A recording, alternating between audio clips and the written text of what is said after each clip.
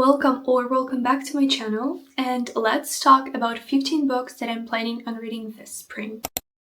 This is not like a set TBR, this is more of hopefuls that I am hoping to read this spring. Nothing will happen to me if I don't read them, nothing will happen to me if I do read them. This is more of a skeleton for my reading, so I know what to base my reading off. Majority of these books will be fantasies. Obviously, that is my favorite genre, so obviously I want to choose it. But of course, there will be some variety because I do want to delve more into different genres. So, without further ado, grab yourself a drink, get cozy, and let's get started. The first book that I'm hoping to read this spring is Assassin's Apprentice by Hobb. This is the start of a medieval fantasy series where we're following Fitz, a royal bastard who's trained to be an assassin. So there will be a lot of court politics, magic, great characters, and much more. I've heard a lot of people talking about this series specifically, and Hobb is an author in general because she's a very productive author. She writes a lot of different books. Most of them, I think, if not all, are medieval fantasies. And I think I've seen that this is series that it is the best to start off if you want to get yourself acquainted with Hobb. I do have this mass market paperback. I did not know when I bought this that it would be like so tiny that it's the size of my hand. Whatever. I'm happy that I have the book, and I'm happy that I finally, hopefully, will be reading it. A Song to Drown Rivers. This book is inspired by an ancient Chinese language. This is a historical fantasy about a girl who's basically chosen to help bring down this kingdom. I've had this book on my summer TBR last year, however, I didn't get around to it, but I recently saw Freya Valerio's reading vlog where she read this book and she loved it. I loved seeing all her reactions, so now I'm definitely intrigued to see what all that was about. It is a standalone, which I feel like with fantasy it's not that often, so it is also great that I'm not going to be starting yet another series. I'm already in the middle of way too many, but yeah, I'm overall very much excited. I am excited to see what I think of this book, whether I like it or not, and whether I would recommend it to you or not. Next is Divine Rivals. I feel like everyone has read or at least heard of this book or this duology in general. We're set in a fantasy world while the war between the gods is happening, and we're basically following two rival journalists as they exchange letters. However, the catch is that they are not aware who is receiving their letters, so they do not know that they're basically rivals who actually exchange letters. Everyone seems to love the romance between these two main characters, and since rivals to lovers is one of my favorite tropes, I am very much excited and I'm hopeful that I'm gonna love this book as well. The Lost Apothecary by Sara.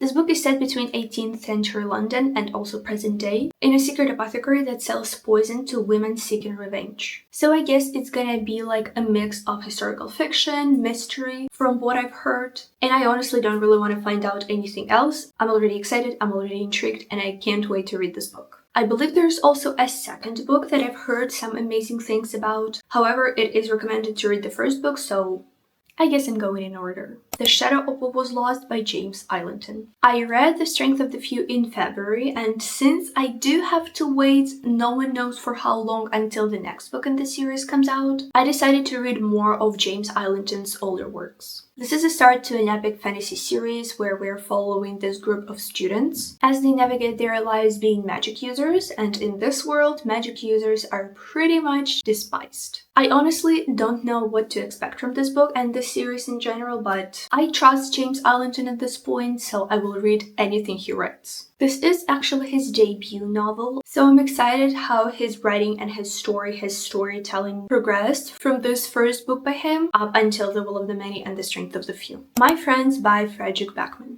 I love Fredrik Backman's writing and how he writes his stories, so I am very excited to read his newest release. Judging from the cover and the title, this book is going to be about friends, friendship, and how they are important in our lives. If it is any similar to Beartown, it's definitely gonna pull on my heartstrings and it's definitely gonna make me emotional, and I think I'm gonna find some amazing quotes that I will still think a long time afterwards. Every time I see this book online, I just skip all the review because I don't want to know anything about this book going into it, to kind of have my own thoughts without any set expectations. The Jasad Heir by Sara. Hashem. It is a start to a fantasy duology that is inspired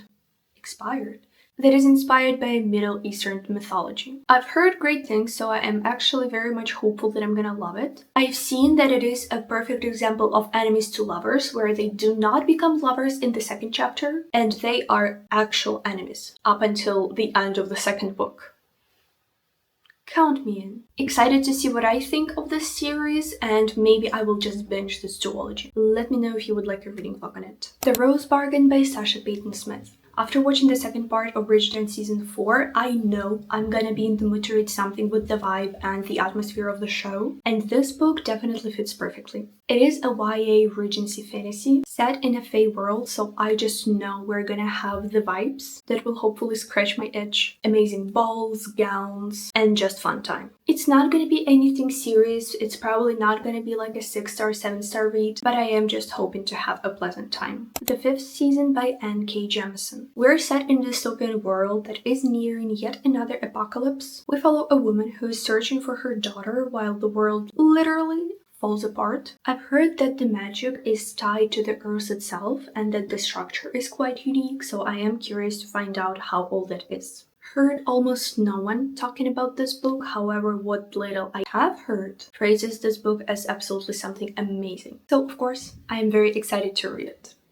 I have to find new words to say that I am excited to read things. Project Hail Mary by Andy Weir. Since the movie adaptation is coming out in March, I finally want to get to this book. I love sci-fi, even if it's been a while since I read a lot of this genre, and I've heard that this book specifically is a great introduction, or in my case, reintroduction to the genre, and that everyone loves it despite what their favorite genre is. We follow a man who wakes up on a spaceship without any knowledge, any memories of how he got here and what the hell he's doing here. From everyone who has read this book, I've heard that the main character is hilarious. I love that, so I think I'm gonna have a great time with this book and I cannot wait to finally meet him. The next one is The Night and the Moth. I loved Rachel Gillig's Shepherd King duology, and this is the start of her new series. It is a gothic fantasy with a dark, eerie atmosphere, magic, and amazing love line, at least from what I've heard. Not gonna lie, all I know about this book is Bartholomew. No idea who or what that is, but since everyone loves him, I'm excited to finally meet. One Dark Window was a 5-star for me last year, so if this book is similar to that one in vibes-wise,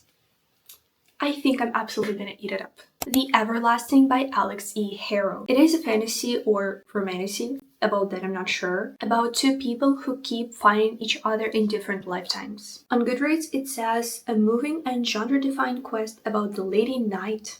We love that. Whose legend built a nation and the cowardly historian sent back through time to make sure she plays her part even if it breaks her heart. Like, yeah, I am intrigued. Starling House by this author was one of my favorite books from last year, and I am very hoping to be obsessed with this book as well. The next book is Queen of Faces by Petra Lord. A desperate girl at a cutthroat magical academy faces a choice between life and death. Become an assassin for the enchanted elite, or watch her decaying body draw its last breath. I feel like it's such a unique concept, and it does sound really engaging. I've heard no one at all talk about this book, but when I was stalking all the Goodreads reviews, I'm pretty confident I'm gonna enjoy it. Also a Star 2 series, however, I do not know whether this story is completed in the first book and is gonna be like a series of interconnected standalones, or if it's gonna live on a huge cliffhanger and I will have to patiently wait for the second book to come out.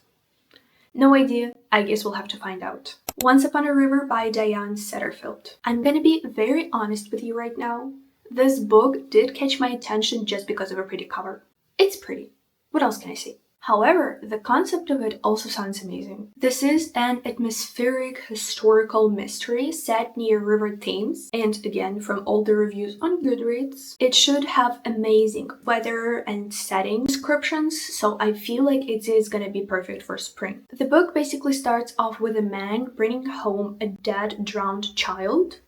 Sounds questionable. But then this little girl comes back to life. Obviously, everyone's shocked, freaked out, and I'm excited to find out what happens next. So yeah, there is gonna be magical realism in this book, and I believe I don't read that many books with magical realism, and I would love to get more into this genre or subgenre. And last, but certainly not least, is actually a book that is not currently out, however I did receive a narc for it on NetGalley. It is The Whitechapel Full Moon Society by Elizabeth DeLozier. Yes, I had to read it, it is a mouthful of title. On NetGalley it says, set in Victorian London during Jack the Ripper's reign of terror, this gripping original novel is perfect for fans of V. Schwab, Dana Schwartz, and Sarah Penner. Dana Schwartz is actually an author of Anatomy, a Love Story, and the sequel to that one. I have not read this duology, but I am actually excited and intrigued to read that one. But this book being compared to all these three authors sounds amazing, I'm intrigued, and I definitely want to read it. It does come out in August, so maybe I should read it in summer, but I am excited to read it right now, so I have to get to it ASAP.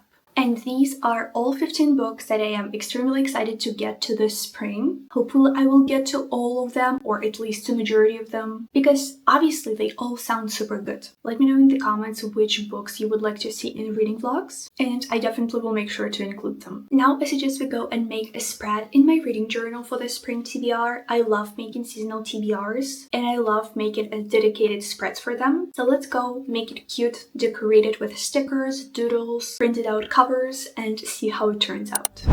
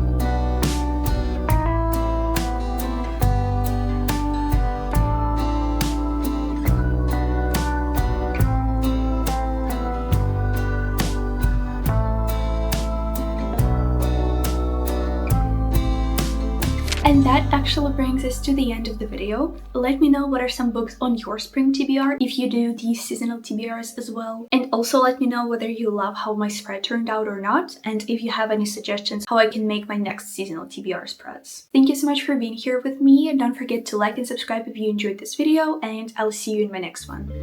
Bye guys!